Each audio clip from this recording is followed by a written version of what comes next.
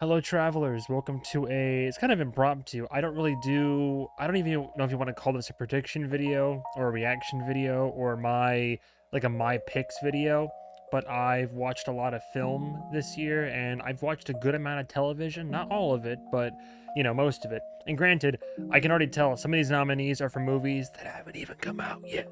Premiered at all the festivals, but we haven't seen them. Here's the Golden Globe 2025, the full list of nominees is going to air on January 5th. Like I said, some of these movies, like right there, The Brutalist. I mean, A24, I'm sure it'll be at the very least a good time, but I haven't seen it. I've only seen the trailer like 5 times, and that's it. So I'm not going to be able to accurately judge this list. 82nd Golden Globes, jeez. So Golden Globe nominee for Best Motion Picture Drama. The Brutalist, a complete unknown. Oh, come on, that movie can't be that good. The Conclave. Dune Part 2, Nickel Boys, and September 5th. Okay, so here's the deal. I have seen, for one, not all of these movies are out yet. September 5th, do I know? I haven't even heard about this. September 5th, hour and a half, during the 1972 Munich Olympics, an American sports broadcasting crew find itself thrust into covering the hostage crisis involving Israeli athletes. Did this completely fly by my radar?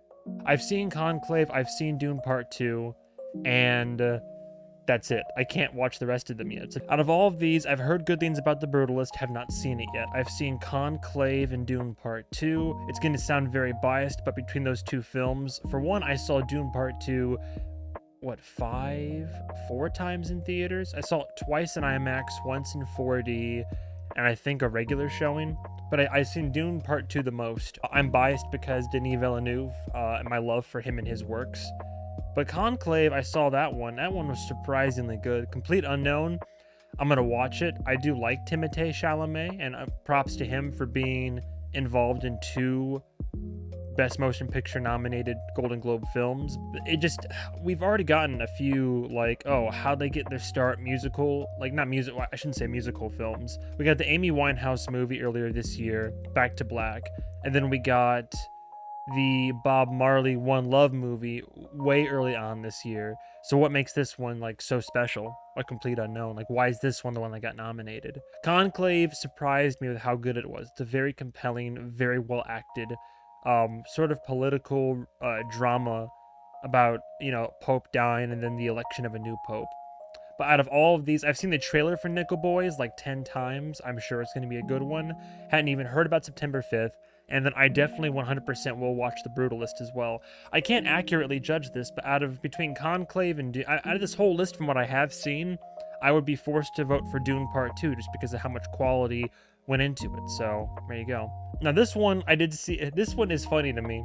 Best Motion Picture, Musical, or Comedy. Don't get me wrong. I love The Substance. I would not call The Substance. Well, hang on. If it's Best Motion Picture, period.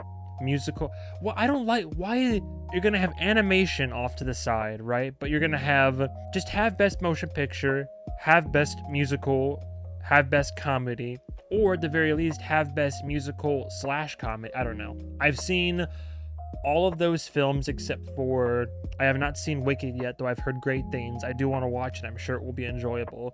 And I have not seen Emilia. What is Emilia? A Mexican lawyer is offered an unusual job to help a notorious cartel boss retire and transition into living as a woman, fulfilling a long-held desire. Ooh, I like the premise. Okay, I'm here for it. I like the idea. Out of all these, I've seen Anora twice in theaters. I've seen Challengers, in my opinion, well made, but a very overrated, overhyped film. I thought it was good, but people were like, "Oh my god, it's so good, it's so horny." It's a little bit horny, and it's pretty good. That's about it. A Real Pain, that was good. I saw that in theaters opening night at my local art house cinema. I haven't put a review out for it yet. It didn't hit quite as emotionally as I thought it would, but the performances are good and grounded, and it was definitely still it was still a very good, simple, well-written, and very well-acted film. Out of all these, though, I gotta tell you, though, The Substance, I've seen it. I know I saw it twice in theaters for sure. I adore The Substance. I'm very biased. I mean, if The Substance was not on this list, I would say Anora. I loved Anora. I also saw that twice in theaters. But out of all those films right there, my vote for Best Motion Picture, Musical, or Comedy, the substance. Like I have maybe one small gripe, but I'm pretty sure I gave it a low 5 out of 5. So substance for me for sure, hands down. I'm sorry, not sorry. Best motion picture animated. I have not seen Vengeance Most Foul yet because it is not out, though I do love Wallace and Gromit. And I didn't see Inside Out 2 yet just because I didn't make it a priority. Wild Robot is actually really, really, really good. Flow was a beautiful film, but something about Memoir of a Snail. It's cool that there's 2 stop motion, like, claymation movies that are up and nominated. I would be okay with literally anything besides Inside Out 2 winning. Like, I haven't seen it, so it sounds biased, but Flow is beautiful, and I love the creativity of it being an entire film with no dialogue. But Memoir of a Snail, I do love R-rated animation, not for the sake of the R rating, but because it tackles very heavy thematic themes, materials. I love the writing, the narration, the animation, the work. My go-to for this one is going to be Memoir of a Snail. Like I said, I'd be okay with all of these winning. They were all, for once, all these animated films are all like of high quality and unique in their own right. However, something tells me that when Vengeance Most Foul comes out, I'm gonna fall in love with it. Ever since A Matter of Loaf and Death was fine and all, Curse of the Were-Rabbit is absolutely goated, and obviously so is the OG Wallace and Gromit. But I feel like Vengeance Most Foul with old Feathers McGraw breaking out of the clink. It's gonna cause clean sweeps. But out of what I've seen right now, which I've seen 3 out of 5 of those, Memoir of a Snail was 100% my favorite. Now, for cinematic and box office achievement, here's the thing. We got a lot in here, don't we? I'll tell you what I would like to win, and I'll tell you what actually probably deserves to win. So what I would like to win, because I'm biased here, is Alien Romulus, because Alien Romulus broke records in terms of cinematic and box office achievements. You got to understand, it's like the highest grossing like horror. It did what it achieved cinematically, but also with its box office numbers is nothing to sneeze at. Like, it's immensely impressive. While I would love Alien Romulus to win, what I think really truly deserves to win that would be Deadpool and Wolverine. I have seen everything except for Beetlejuice, and Inside Out 2 on this list, and Wicked, I'm sorry. And all these do have their fair share of box office achievements, but let's be real. Deadpool and Wolverine, like, the amount of marketing, advertising, the amount of commercials I saw, brand deals, all the money they poured into that film, and then I really enjoyed it, for one. Just on a side note, I really, really enjoyed the film.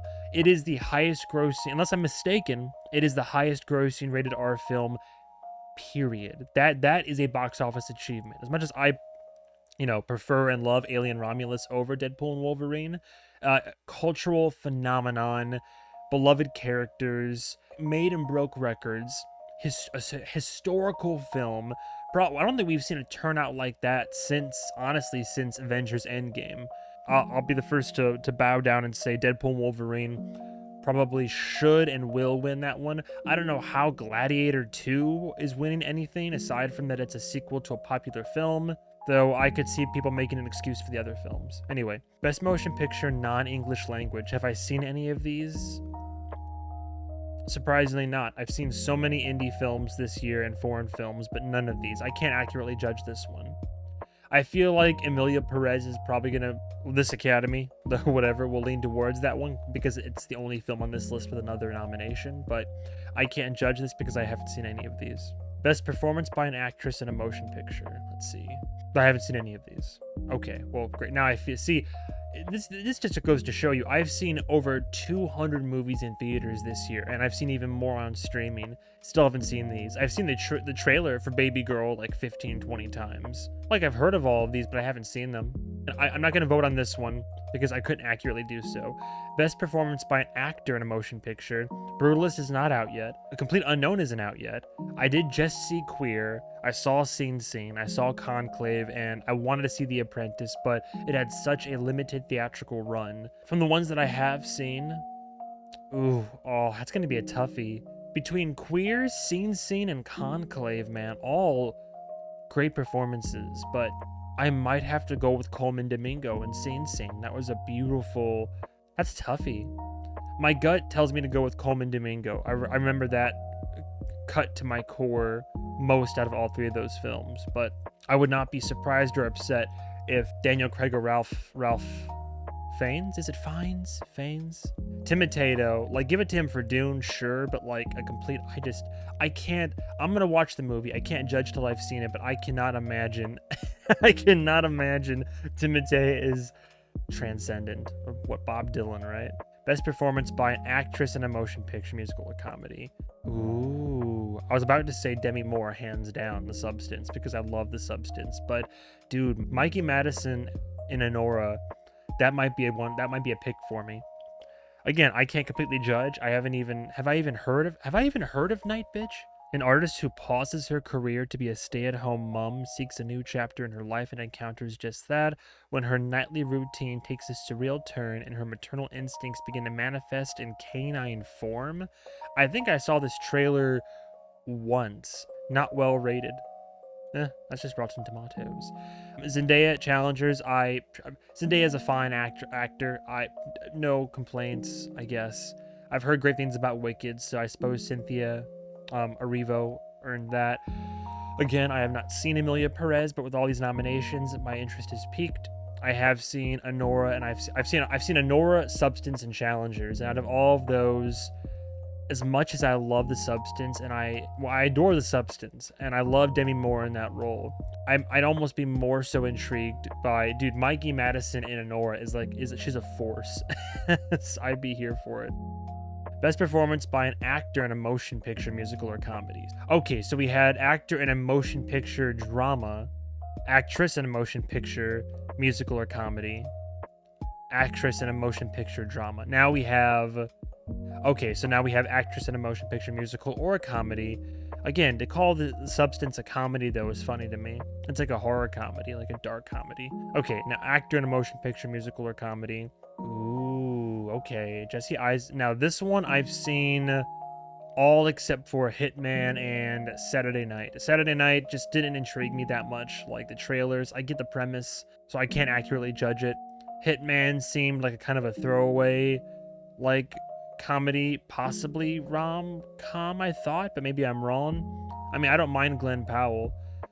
However, I did see A Different Man. Here's the thing, Kinds of Kindness, it's not Yorgos Lanthimos' best work. I really enjoyed it myself, and I'm a fan of whatever Lanthimos puts out. I don't think so. Ooh, Jesse Eisenberg in A Real Pain. He's good. He's really good, but compared to, dude, Hugh Grant in The Heretic or Sebastian Stan in A Different Man, I'd imagine, because given the subject material of A Different Man and given it's the political climate of Hollywood and such, I hate to say these types of words together. I did really enjoy A Different Man. I feel like Sebastian Stan is going to take the win on this one.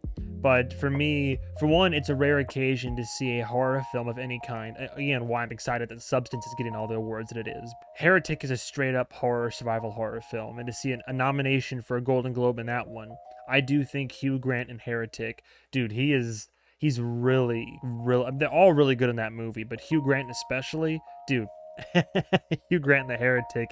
So I think that Sebastian Stan would win, but I would definitely vote for Hugh Grant in Heretic. Supporting actress in any motion picture. Again, Emilia Perez have not seen Wicked. Oh, dude, okay, well, here you go. I haven't seen The Brutalist. I'm sure it's going to be great. Out of all of these, like Isabella Rossellini, she is a supporting role in Conclave, and she's good. She's great in her role, but I don't think it's substantive enough, which lets me segue into The Substance, and I think Margaret Qualley, in this regard, for Best Supporting Actress, hands down Margaret Qualley, like, without question, Margaret Qualley for The Substance. Like, are you kidding me? 100% is who I'd vote for. Best Supporting Actor, Gladiator 2. Oh, dude, look, I don't love Gladiator 2, but Denzel Washington is the best part of Gladiator 2. I must have power. Oh, dude. Okay, so I wouldn't be upset if Denzel won. I feel like just because of all the buzzwords being used that The Brutalist was gonna win, but I'll tell you right now, I would be okay with Denzel winning. I would be very happy with Kieran Culkin in A Real Pain winning, because I adore Kieran Culkin especially ever since Succession. But Yura Borisov and Honora, if you know, you know. If you have not seen Honora, dude, oh my god, yeah, his character is goated 100%. I loved his character in Honora. Everybody did. Touche. I hope he would win, because he really is. He's a great supporting character. He really is. But I feel like with all the buzzwords that I'm hearing about The Brutalist, I wouldn't be surprised if Guy Pearce pulls it through. Best director, Substance. Hands down. Hands down, Substance. What is All We Imagine Is Light? Oh, I'm wrong. I did see the trailer for this one a couple times. Raba, a nurse living in Mumbai, looks for a place in the city where Anu, her roommate, and her lover can finally make love. The two women travel to a coastal town that becomes a space of freedom for their desires. I would not be opposed to seeing it. Okay, but out of what I have seen, I jumped to... Look, I'm sure The Brutalist is a great movie. I loved Honora, and I think Sean Baker is an immense talent. But I've already raved over The Substance. Coralie Faget. Overall direction. It also means how you direct your actors, how you direct the camera, your command of it. Everything that makes the film what it is, it's been directed by somebody. So much quality can be clearly seen going into that film. Like visually, aesthetically, just the cinematography. Out of all of those from what I have seen, The Substance, 100%. I would not be upset with Honora. Conclave is pretty simple, in my opinion. I didn't think it did anything super special with direction, but something tells me The Brutalist is going to be up there too. Honora, dude, the Honora screenplay is just like 200 plus utterances of the word, of the F word. That's it. I wouldn't say The Substance for screenplay. Like, when people talk, it's important, but what I love about The Substance is that so much of it is accomplished without the use of dialogue. And I get screenplay can also be like direction and just general writing and such, but if we're talking like just dialogue, then honestly, A Real Pain. I mean, Conclave is good still, and I feel once again like The Brutalist. I keep seeing that name thrown around along with Emilia Perez. I would say A Real Pain might actually, for best screenplay for Jesse Eisenberg, yeah, I would say Real Pain, honestly. I mean, if Substance wins, cool. I love The Substance, but I think its strength is that it's able to do so much by saying so little. And I wouldn't be opposed to Honora. I joke when I say it's only just curse words. Like, it is a good script still, but I think Real Pain would be a good little like sleeper winner right there. Best original score. See, I heard that Hans Zimmer can't be nominated for the Oscars because he uses like a song or two from the original film. Dude, Conclave has like one main reoccurring like bass or like... No sane man would want the papacy. I wouldn't be surprised if Challengers wins. And Challengers, I mean, Trent Reznor, he always like kills it.